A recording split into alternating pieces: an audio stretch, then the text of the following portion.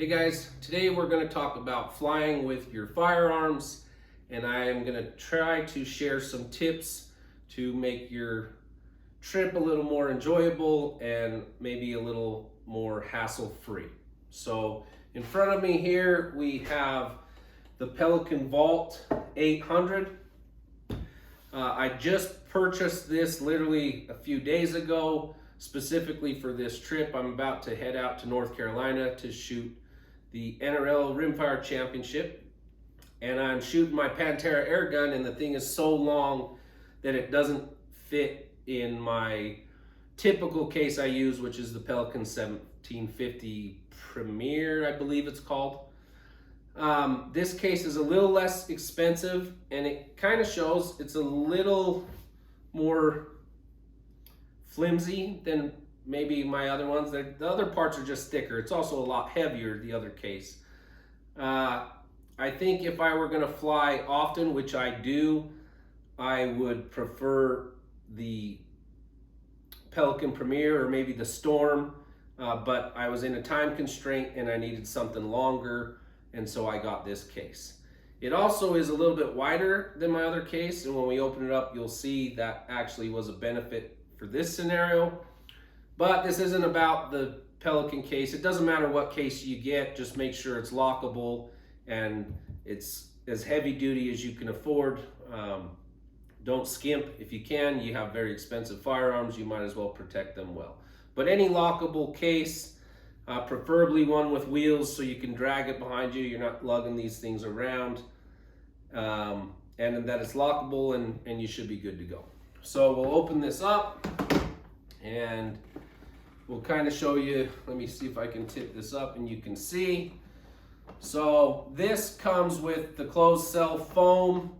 A lot of them have the pick and pull. I don't like those particular ones. They're not quite as durable, and it's hard to get them exact. They're just little squares and you pull out what you need. It certainly is convenient, whereas this you have to cut out the actual shapes. Now there's dozens of videos of how to cut out foam. It's foam, guys. Get a knife and cut it out. Doesn't matter. I use one of those retractable razor knives. But any method will work. It doesn't have to be pretty, or it can be the most beautiful thing ever. That's just whatever you need to see. So, but I do try and cut things tight because, let's face it, guys, these rifles get tossed around. Just like the rest of your baggage, you've probably flown before and you got your bag back and something was broken inside of it. The ramp agents are chucking them in, piling them on top of each other, throwing them out. The cart drives away and it falls off on the tarmac. Whatever the case is, you want to make sure your rifle system is secure and as protected as possible. So that being in mind, keep as much space around the edges as you can. Keep things separated so that if there is any shift, it's not going to damage anything. So you can see here, this is my FX Pantera, and we're going to talk about something specific with the air guns, but this is all pretty much the same whether you're flying with regular firearms or not. So the weapon system is in its own spot. You can see, because of this extra width, I actually added my tripod here, which helped because I don't normally run this tripod. I just picked this up from my buddies at Precision Rifle Stuff, and this is the 2 section, so it's a little bit longer and it doesn't break down and fit in my my pack or my suitcase like the other ones. So having that extra width was actually a benefit here. But I have a tripod, other accessories, my bipod, some tools here that are specific for the air gun that we might get to. I have a spot for ammo. I have a spot for magazines down there on that end. Just some other miscellaneous tools that I need. So let's start with the ammo. You can carry ammo inside your case with your firearm. There seems to be some confusion there, but the rules are pretty clear.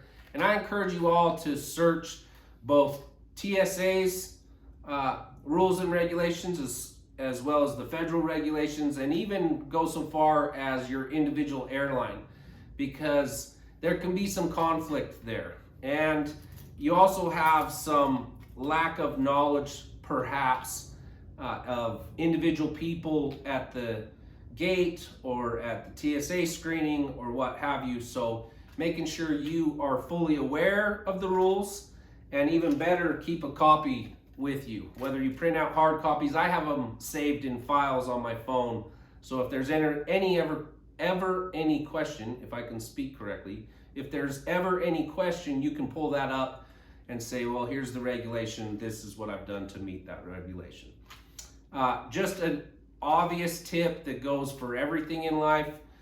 If you're polite and agreeable is the wrong word. If you're polite and respectable, then things will usually go pretty well. So ammo can be carried in there. It needs to be carried in containers that are designed to carry ammo, i.e. original packaging, or for example, when I fly with my centerfire rifles, I reload all my own ammo and I carry it in those MTM cases. They're specifically designed to carry ammo. Some people will tell you it needs to be in original packaging. That's not accurate. It just needs to be in packaging specifically designed to carry ammunition. They don't want your magazines to be loaded, so magazines need to be empty. That one is technically the rules. I've forgotten before coming home, and I've had some ammo in there, and it's never been an issue for me personally, but I have had friends that did have issues, and the rules are clear. So just don't load up your mags. Keep everything in the original packaging or a designed container. Here's some rimfire ammo. If you just keep it in these cardboard boxes, it's fine. You can cut in spots for them as well. Excuse me, whatever works for your situation. Just make sure that you're not loading up your ammo in magazines and you don't have any loose fitting ammo inside the case. So locks. This is another thing that seems to be some kind of confusion depending on who you talk to.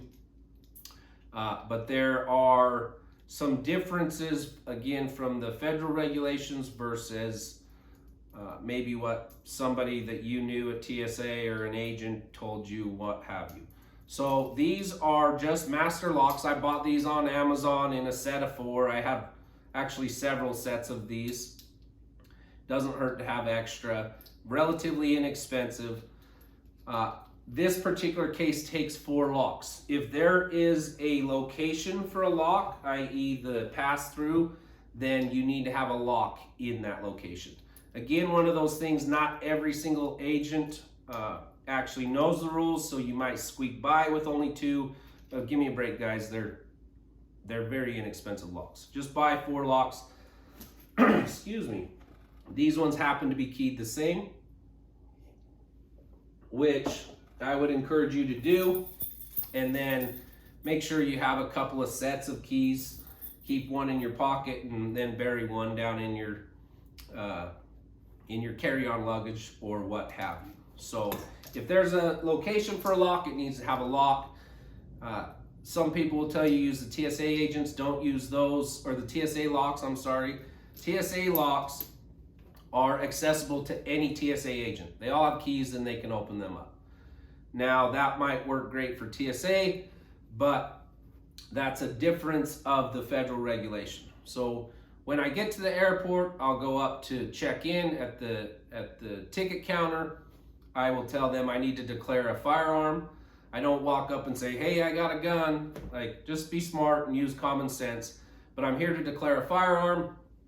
They'll have you throw it up on the table. They'll weigh it just like any other your baggage.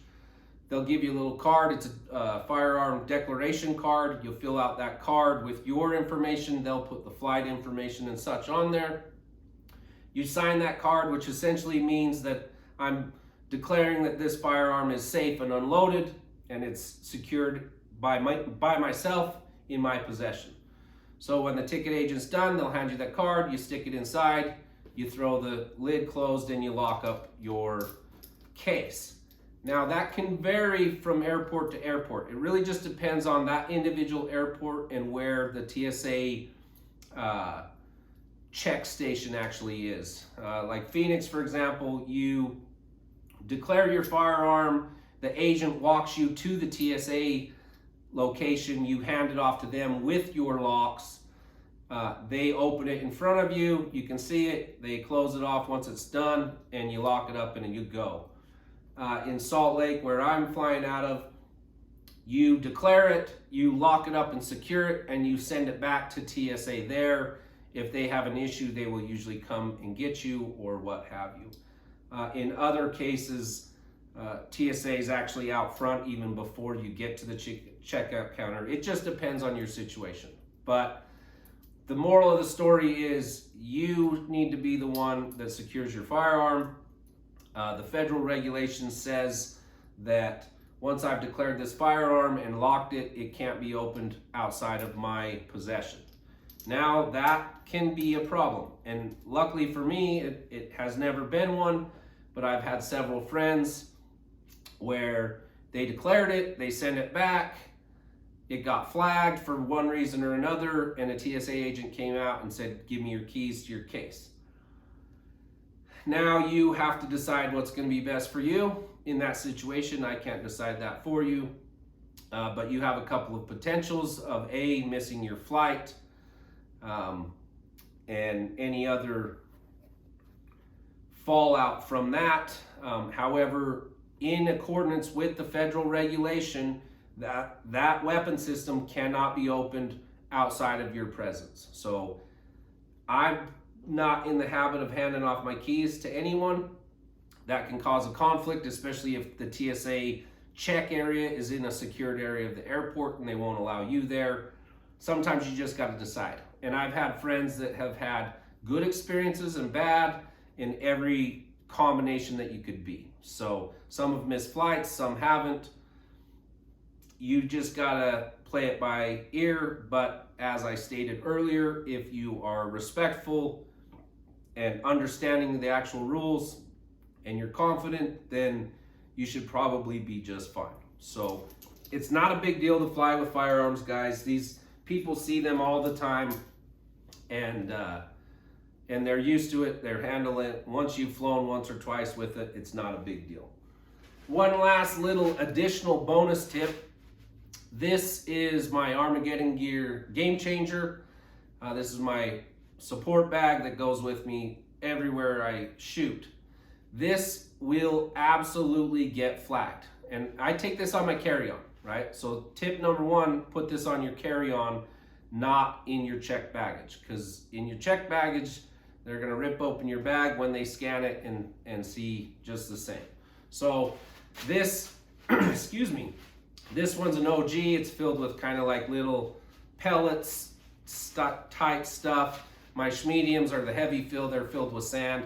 Doesn't matter what they're filled in or what brand. If you have a wee bad fortune cookie or the cold tack or any other amazing bag too, it's the fill material in there, and it causes a flag when it goes through x-ray as a potential explosive.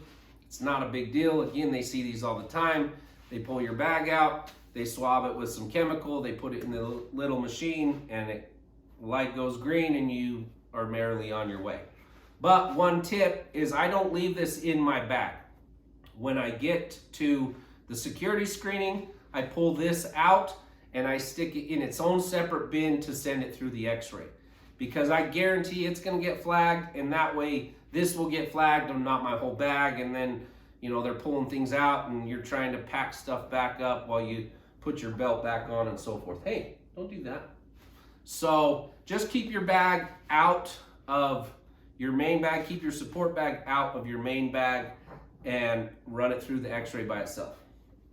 One last thing that I didn't mention with the air guns. So these are compressed air. So specifically with the compressed air, you can't fly with a compressed air cylinder, which is funny because the whole airplane's full of compressed air, but whatever the case is. So what you need to do is you need to degas these things so that they don't have any air in them. And beyond just being out of air, you need to be able to ensure that it's out of air. So these parts here are a little degassing kit. Saber Tactical makes this, and you screw this in and it pushes the valve in and it lets all the air out, and then you use the other two parts and you pull the valve out. So this one's loose because I'm ready to get on an airplane. I keep that screwed in just because it keeps everything clean and it gives me somewhere to put it. But if it is an issue, I can just unscrew that, and then I can show them that there is no pressure inside the tank, and that should be a non-issue. That being said, I have added a couple extra pieces of foam just specifically for that. Because it's loose now and not connected to the gun, I don't want that slopping around and causing any other damage. So last but not least, show up before your flight. You know, don't put yourself in a position where you're scrambling and running through the terminal trying to get things done. Declaring a firearm isn't a big process. It doesn't take a whole bunch of extra time. Do your research, print out the rules, and make sure you're well versed in them. And then take your gun across the country and go shoot matches with people that you've never met and experience new ranges and all of the enjoyment that comes from that. So thanks for watching this, guys. I hope there's some good information. If you have any questions, feel free to leave a comment. I'll try my best to respond, or send me a message, whatever works for you. Thanks as always for watching, and I hope I see you on the range.